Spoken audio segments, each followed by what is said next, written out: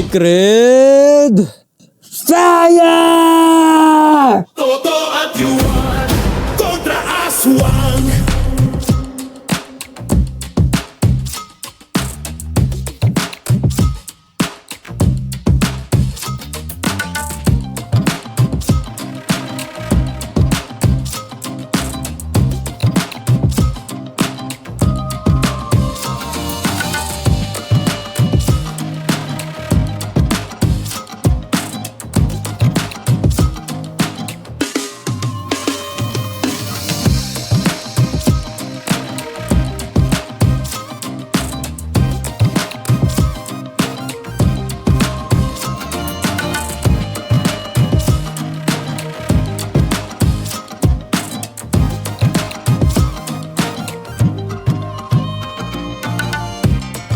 Ay, napaka-wrong timing naman ng pagtawag mo. Namimiss ko na yung paborito nating kainin Ang sarap talaga ng Angel's Burger. Sige, mang-inggit pa. Kamusta ka pala dyan? Nagawa mo na ba yung mission mo dyan? Hindi pa nga eh. Pero alam kong konti na lang. Mahahanap ko na rin ang dapat kong mahanap. Kaya mo yan, Jake. Basta, magsabi ka lang pag may kailangan ka. Ako nga ang dapat magsabi niyan sa'yo eh. Gustong gusto ko nang umuwi dyan para matulungan kita. Kawawa ka naman. Napakatutok mo pa naman sa pagtugis ng mga aswang. Anong kawawa? Sila ang kawawa sa akin.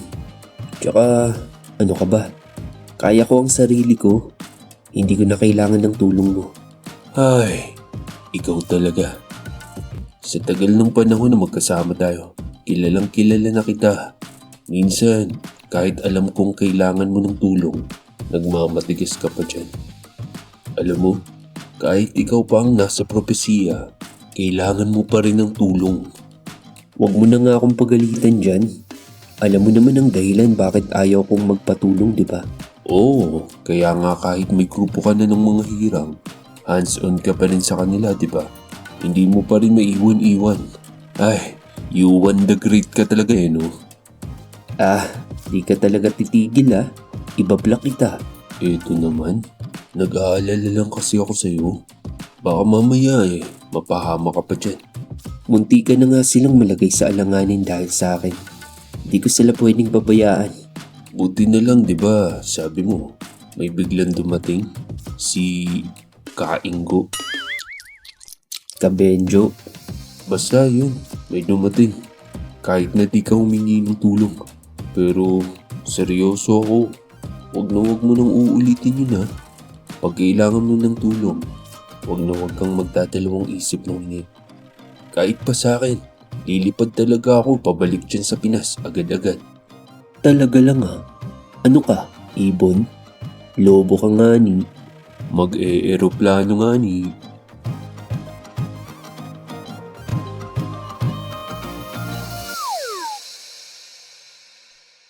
Ano yun? Ba't parang may nakita ka dyan? Takte, may kumakaway sa kabilang table.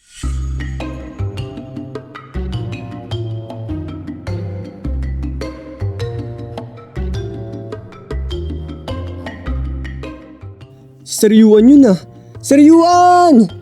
Ako to! Si Toto! Naalala mo pa po ba?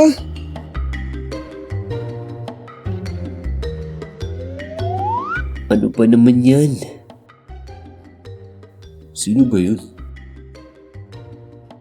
Yung naging estudyante ko dati sa isang camp retreat ng mga aswang hunters na inimbitahan ako para magsanay ng mga trainees. Oh, di pansinin mo. Kilala mo pala eh. Sariwan! Yuhu! Sariwan! Sariwan! Ayoko nga. Hindi naman kami close. Wala ka naman talagang ka-close. Kahit ako nga, sinusungitan mo madalas eh. Ang suplado mo kasi. Sa naiilang ako sa tao eh. Napaka mo talaga. Bahala ka nga dyan. Sige na, alis na ako. May pupuntahan pa ako. Kumain ka ng mabuti dyan ha. Bye. Uy, Jake! Huwag mo kong iwan. Kailangan ko ng kausap para di niya mahalatang di ko siya pinapansin. May kausap ata sa Yuan. Lapitan ko kaya? Jake!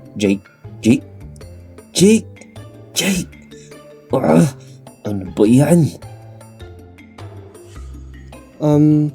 Sir Yuan! Yuhu! Ay? Nawala. Asan na yun?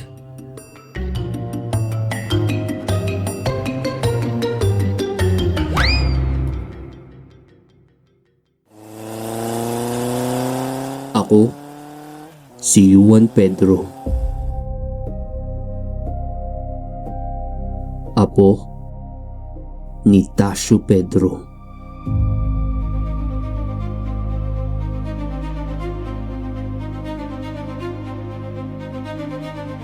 Hindi pa ako isinisilang, ako ay kinakatakutan na ng mga aswang. Kaya hindi sila tumigil upang ang pagdating ko sa mundo ay mapigilan. Ngunit dahil sa pagprotekta ng aking ina at lolo, nailigtas ako at nailayo sa kapahamakan. Kahit ang kapalit nito ay ang buhay ng aking ina na hindi ko na nasilayan. Pinalabas nilang ako ay patay na upang hindi na ako hanapin ng mga aswang at ako'y tantanan. Nagpasya ang aking lolo na ako ay iwan sa isang bahay ampunan. Doon, naranasan ko bilang isang musmus ang pagkaisahan. Ngunit, iyon din ang pagkakataong nakilala ko ang aking lolo nang hindi ko inaasahan. Sa maikling panahon, ako ay kanyang tinuruan upang ihanda sa darating na mga laban. Ngunit, bago ko pa lamang tanggapin ang basbas, siya ay binawian ng buhay sa daan. Dahil sa isang taong lobong minanipula ng pinuno ng mga aswang. Puot at galit ang bumalot sa akin. Ngunit di kalaunan, ang taong lobong ito ay aking pinatawad at ibinigay niya sa akin ang kanyang buong katapatan.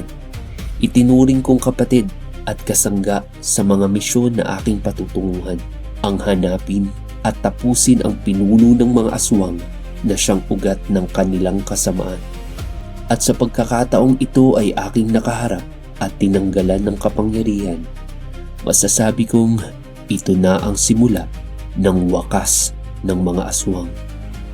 Kaming magkapatid ay pansamantalang naghiwalay ng landas na dinaraanan. Ang kapatid ko ay lumabas ng bansa upang hanapin ang kanyang pinagmulan, habang ako naman ay bumuo ng grupo ng mga taong katulad ko na binasbasan.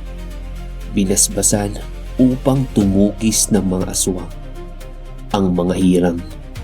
Sa isang misyon na ang buhay namin ay muntikan ng wakasan. Dahil ang mga aswang na aming nakaharap ay may mga mutyang pinanghahawakan, isang tao ang nagpakita at ako ay tinulungan. Pagkatapos ng lahat ng ito, nagkaroon ako ng kagustuhang alamin ang patungkol sa mga mutyang aking nakuha sa mga aswang, upang ang nararapat na gawin sa mga ito ay aking malaman. Dahil doon, ang libro ng aking lolo Tasio patungkol sa mga mutya ay aking binuksan. At sa aking pagbabasa, natuklasan ko ang higit pa sa impormasyon na aking kinakailangan. Ang makulay na buhay ng aking lolo Tasio kasama ang kanyang mga kaibigan.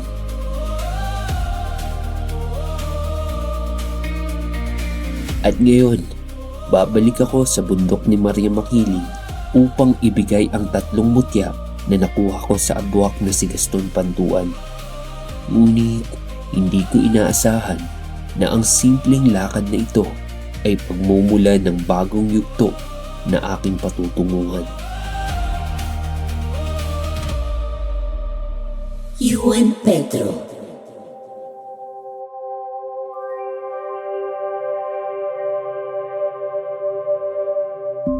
Ang laki na ng iyong pinagbago mula nang tayo ay magtagpo.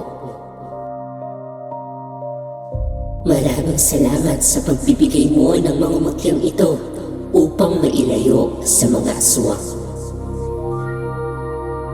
Walang anuman po. Nabasa ko ang libro ng aking lolo Tasyo at doon ko nalaman na kayo ang kumukuha ng mga mutya upang protektahan ito mula sa mga aswang. Kaya nararapat lang na ibigay ko sa inyo ang mga yan. Si Tasyo, tunay nga na ikaw ay galing sa kanyang laman at dugo.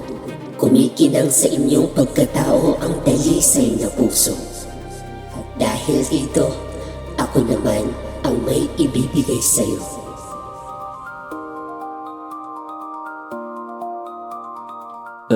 Ano po yun? Tanggapin mo ang mutya ng bahaghari.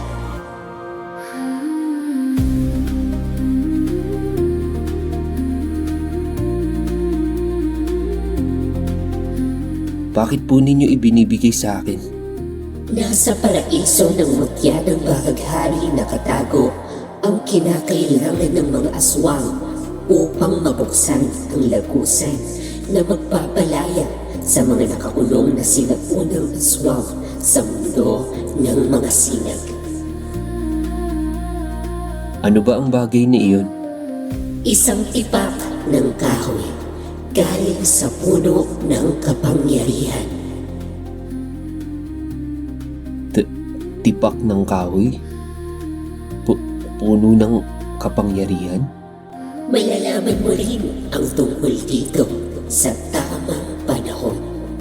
Ngunit ang mahalaga ay mapasakamay mo ito upang mapangalagaan. Kung ganoon, yun ang sinasabi nilang susi para pakawalan ng mga sinaunang aswang. Pero bakit niyo po sa akin ipinagkakatiwala ito? Hindi ba't mas maiging nasa pangangalaga ninyo ang mutya upang hindi nila ito makuha? Ikaw ang nakasaad sa propesiya at handa ka na sa anumang laban. Sigurado, walang sino mang aswang na makakakuha nito kung ito ay nasa iyo. At kung nasa akin na ang tipak ng kahoy na ito, tatangkain nilang kunin ito sa akin. Iyon ang pagkakataon ko para hindi na kami mahirapang tumugis ng mga aswang dahil sila na mismo ang lalapit sa akin. Magaling. Kung ganon, tanggapin mo ang mutya ng bahaghari. Kunin ang tipak ng kahoy na nasa paraiso at ito'y iyong panglagaan. At ang mutya ng bahaghari ay ibalik mo sa akin pagkatapos.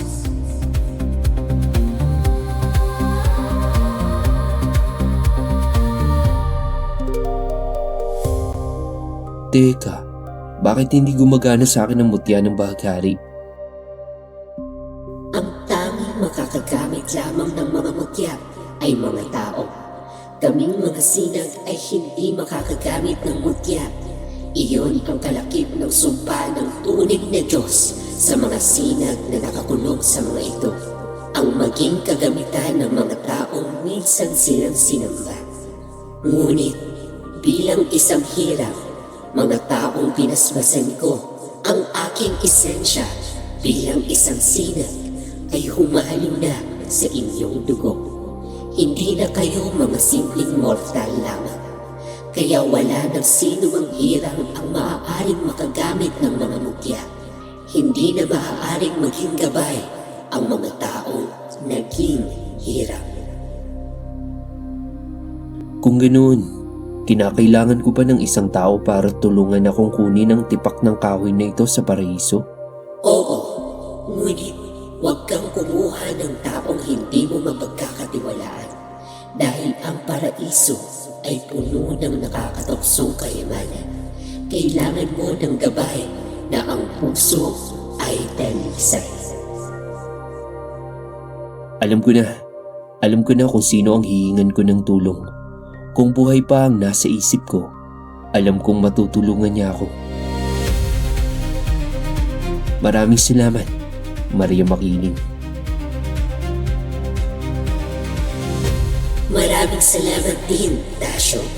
Umayo ka na at ipagpatuloy mo ang iyong misyon. Hindi ko na pinatagal na lumipas pa ang maraming araw at pumunta na ako sa bundok Banahaw. Dahil alam kong doon ko matatagpuan ang gabay na siguradong mapagkakatiwalaan. At nang ako ay makarating, nagmasid-masid ako sa paligid at tumingin-tingin.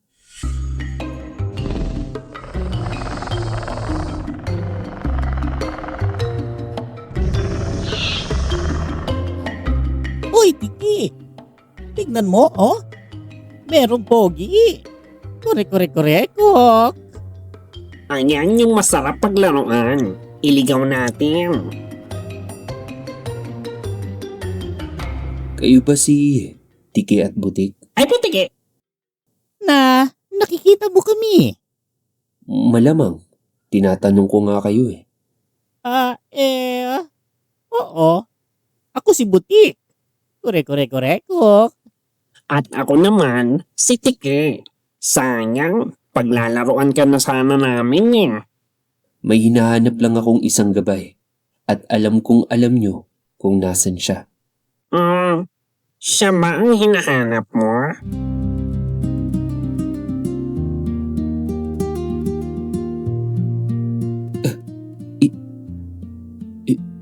Ikaw po ba yan?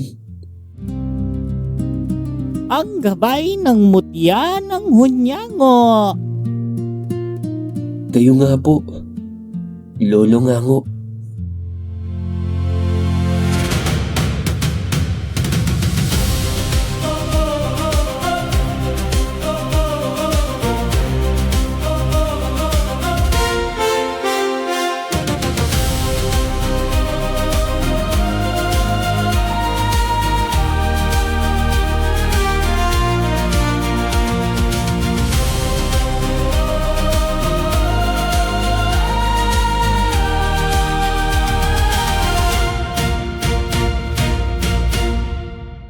Paano mo nalaman ang pangalan mo? At sino ka? Bakit parang pamilya sa akin ang mukha mo?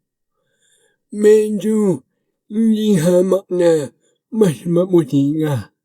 Pero ngamungang mo yung matalik kong kaibigan. Ako po si Juan. Juan Pedro. Juan Pedro? Amo nga ni Lasyo? Opo, Lolo Ngango. Apo ako ng matalik ninyong kaibigan, si Tasyo Pedro. Kung ganun, ikaw ang nakalaan sa propesya. Ako nga po, Lolo.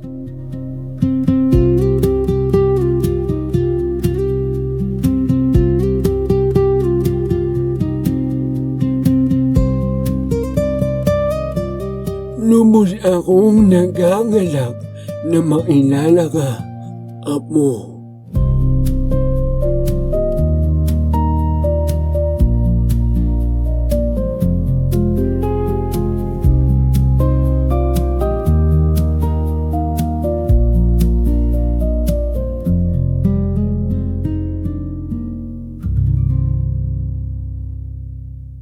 Sa pagtatagpo namin ng isa sa matalik na kaibigan ng aking lolo, para ko na rin siyang nakasama muli. Kaya ikwinento ko sa kanya ang lahat ng mga nangyari sa aking buhay.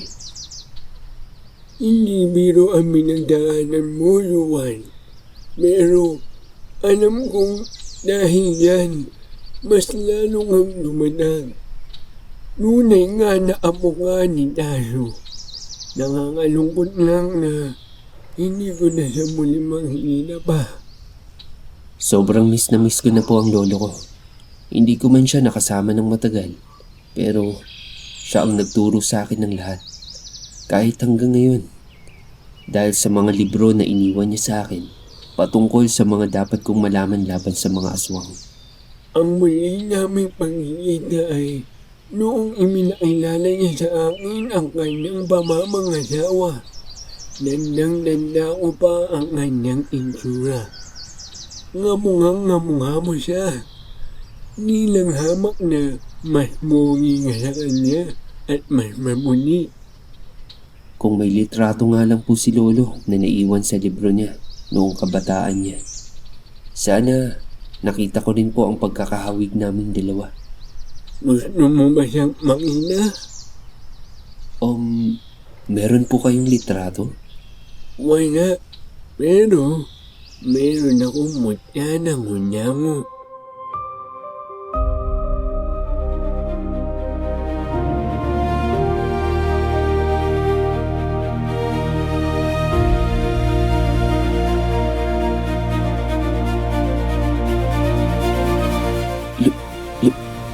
Lolo? Lolo Dasyo? Iyan po palang itsura niyo. Kamukhang kamukha ko po kayo. Pwede ko po ba kayong mayakap?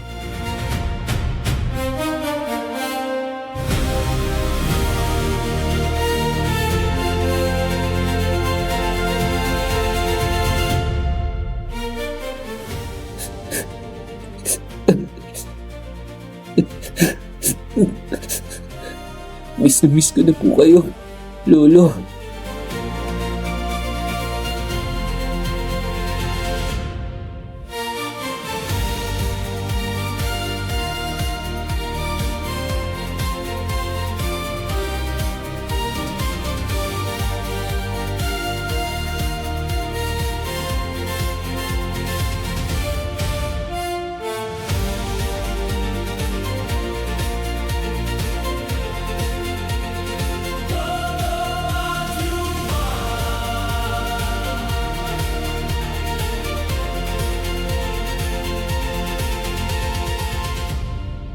Miss na rin ina. Lolo, wag na po kayo magsalita. Okay na po yan. Yakapin niyo na lang po ako.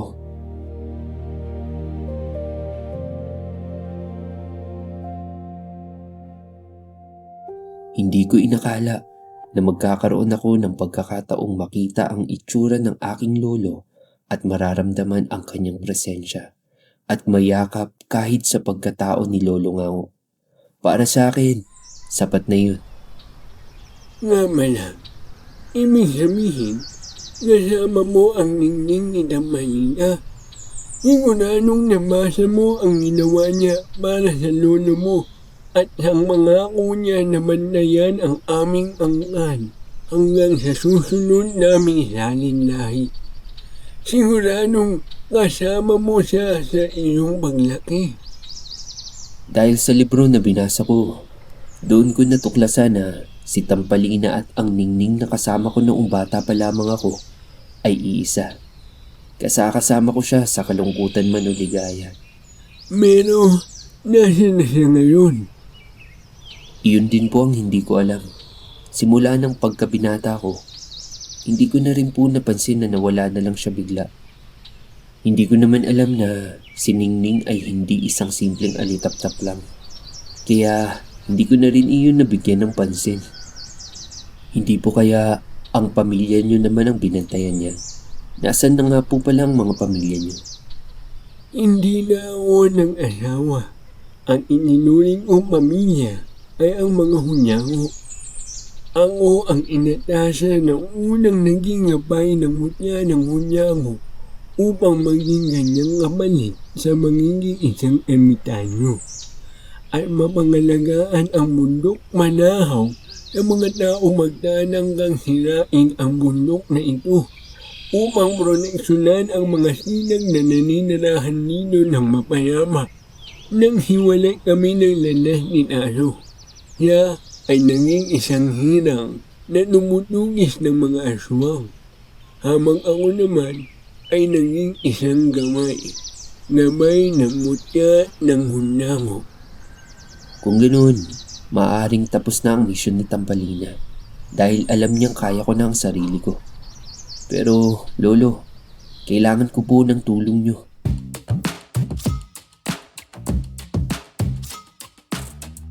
Ano ang maimaglilingon ko?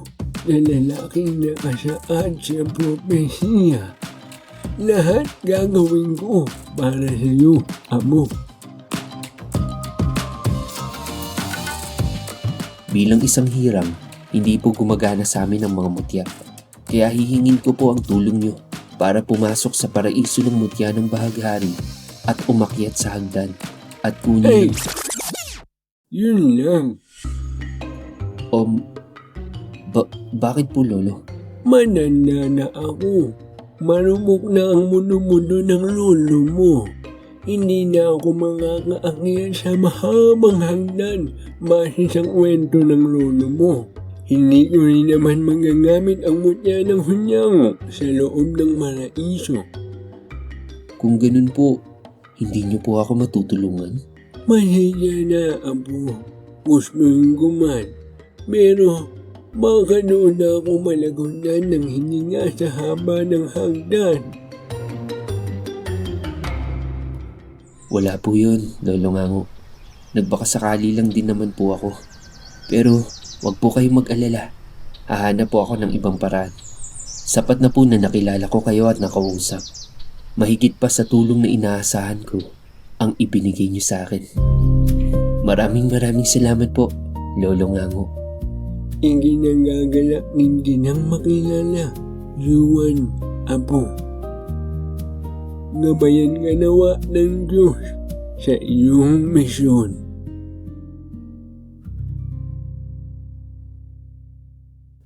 At kahit ako ay nabigo sa aking pakay kay Lolo Ngango, sobrang saya ko naman dahil nakilala ko siya at nakasama. Sapat na yun, para ko na rin nakita muli ang aking Lolo Tasyo. Ang kaso, saan ako maghahanap ng tao para makapasok sa paraiso? At habang ako ay nag-iisip, napansin ko ang taong nasa likod ng puno at sa akin ay patagong sumisilip. Sino ka? Lumabas ka dyan.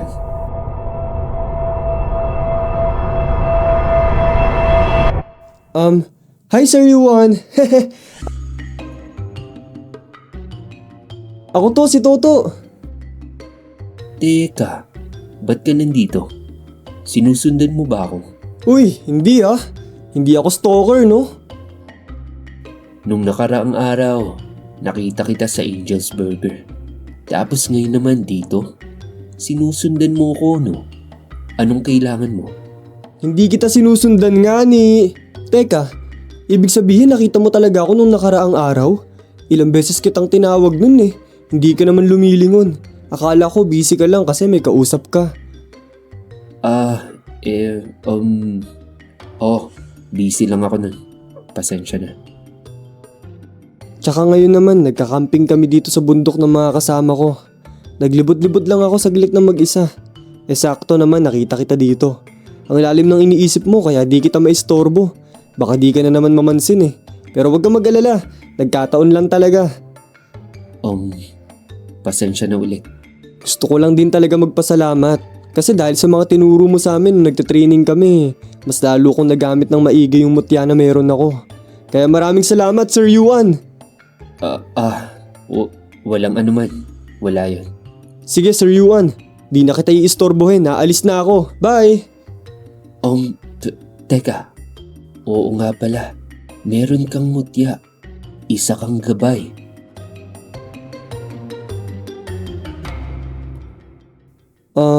Oo, bakit? Kasi, Kasi? kay, Kay?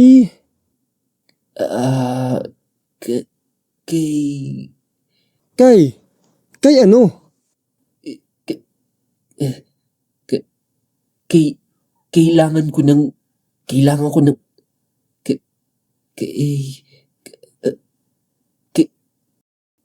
ko ng tulong mo. Ha? Ako? Oo. Ikaw? Kailangan ko ng tulong mo. Ikaw? Kailangan ng tulong ko? Pwede ba? Seryoso ka, Sir Yuan? Ikaw kailangan ng tulong ko? Pero kung hindi naman pwede, okay lang. Maghahanap na lang ako ng iba. Pasensya na. Ano ka ba, Sir Yuan? Siyempre naman pwedeng pwede. Talaga? Sigurado ka? Let's G! Kahit ano pa yan, tutulungan kita. Salamat, Toto. Isang karangalan ng tulungan ka, Sir Yuan. Ano bang gagawin?